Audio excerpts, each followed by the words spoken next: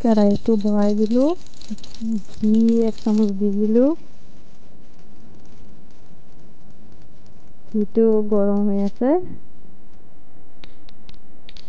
ঘিটো গৰম হৈ গৈছে, চুজিখিনি দি দিলোঁ। চুজিটো ভালদৰে ভাজি লওঁ। চুজিখিনি ভাজা হৈ গৈছে, গাখীৰ দি দিম। মোৰ 2 বাটি গাখীৰ লাগিছে, আপোনালোকৰ যিমানখিনি লাগে সিমানখিনি দিব। দৈটো চফ হ'ব লাগিব। মোৰ দৈটো হৈ গৈছে, বেলেগ এটা পাত্ৰত এতিয়া নমাই লম।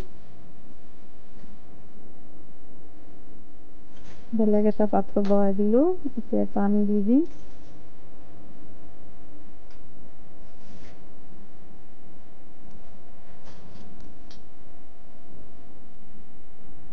পানী দি দিলোঁ, এতিয়া আমি চেনি দি দিম।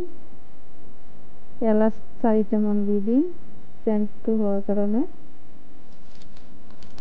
এতিয়া দৈটো মই 5 মিনিট ৰেষ্টত ৰাখি দিছিলোঁ, এতিয়া মিল্ক পাউডাৰটো দি ভালদৰে মিহলাই লওঁ।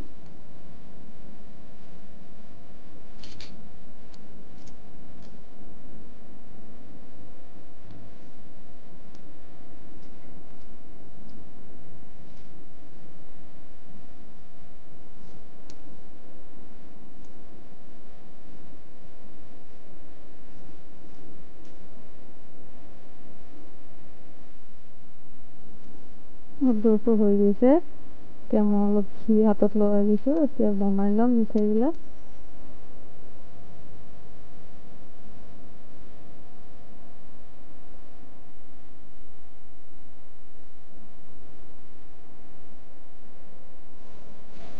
মোৰ ৰ'দটো হৈ আহিছে, মোৰ মিঠাইবিলাকো বনোৱা হ'ল।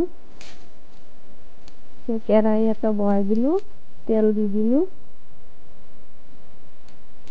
তেলটো গৰম হৈ গ'লে মিঠাইবিলাক দি দিম।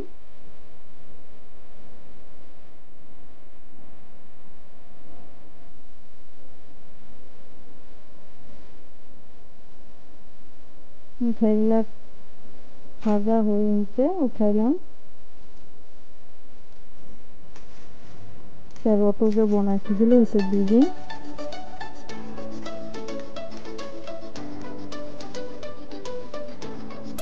ভালদৰে মিহলাই লম।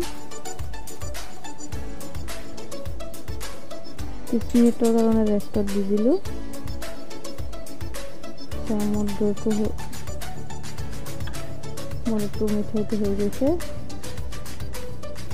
তাক কেনেকুৱা চফ্ট হৈছে মই কাটি দেখুৱাই আছোঁ আপোনালোকক।